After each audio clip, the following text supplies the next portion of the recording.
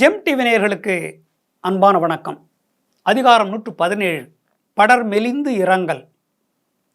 1169வது குறட்பாவை பற்றி நாம் இப்பொழுது சிந்திக்க இருக்கின்றோம். கொடியார் கொடுமையின் தாம் கொடிய இந்நாள் நெடிய கழியும் இரா. கொடியார் கொடுமையின் தாம் கொடிய இந்நாள் நெடிய கழியும் இரா. கொடியார் கொடுமையின் தாம் கொடிய இந்நாள் நெடிய கழியும் இரா. கொடுமையிலும் கொடுமை. இப்படிப்பட்ட கொடுமையை என் வாழ்நாளில் எப்பொழுதும் நான் சந்திக்கவே இல்லை. இந்த கொடுமையை, இந்த துன்பத்தை, இந்த தீராத துன்பத்தை தந்துவிட்டு என்னை பிரிந்து சென்று விட்டார் என் தலைவன். கொடியவர், மிக கொடுமையானவர். கட்டிய மனைவியை இத்தனை நாளா பிரிந்திருப்பது, இந்த துன்பத்தை என்னால் தாங்க முடியுமா? அது அவருக்கு தெரிய வேண்டாமா?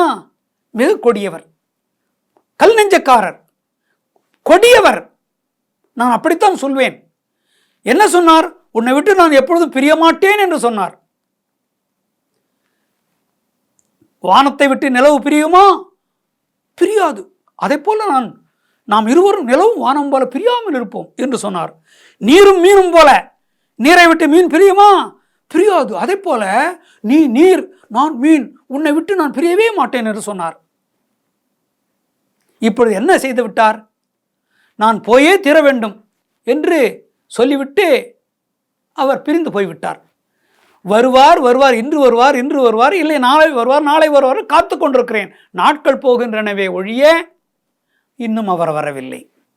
கொடியவர், சொன்ன சொல்லை காப்பாற்றாத கொடியவர். கொடியார் கொடுமையின் தாம் கொடிய இந்நாள். இன்னைக்கு இந்த இரவு இருக்கிறதே மிக மோசமான இரவு.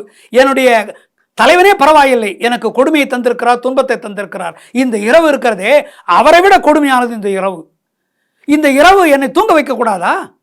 இத்தனை உயிர்களை, பறவைகள், விலங்குகள், மனிதர்கள் எல்லாவற்றையும் தூங்க வைக்கின்ற இந்த இரவுக்கு என்னை தூங்க வைக்க முடியாது. அதனால் கொடுமையானது இந்த இரவு, என் தலைவரை விட கொடுமையானது இந்த இரவு. என்ன இரவு இது? சீக்கிரமாவது விடிந்து தொலைக்கிறதா? அதுவும் பாட்டுக்கு இரவு நின்று கொண்டே போகிறதே. பொழுது விடிந்தாலாவது நான் இந்த இரவு பொழுது போய்விட்டது என்று இருக்கிற வேலைகளை எல்லாம் கவனிப்பேன். அதுவும் இல்லை, விடியவே இல்லை.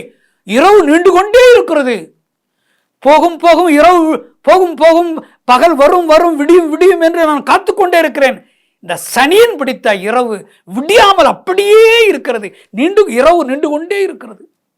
இருட்டு. இந்த இருட்டிலே நான் துன்பப்பட்டு கொண்டு துன்ப இருட்டிலே இருக்கின்றேன். துன்பமாகிய கடலிலே மாட்டிக்கொண்டு தவிக்கிறேன். துன்பமாகிய இருளிலே இருந்து கொண்டு வாடுகிறேன். என் கண்கள் ஒளி இழந்து விட்டன. ஏனென்றால் இது இரவு, எந்த வெளிச்சமும் கிடையாது. என் கண்கள் திறந்து கொண்டே இருக்கின்றன, ஆனால் ஒளி இல்லை.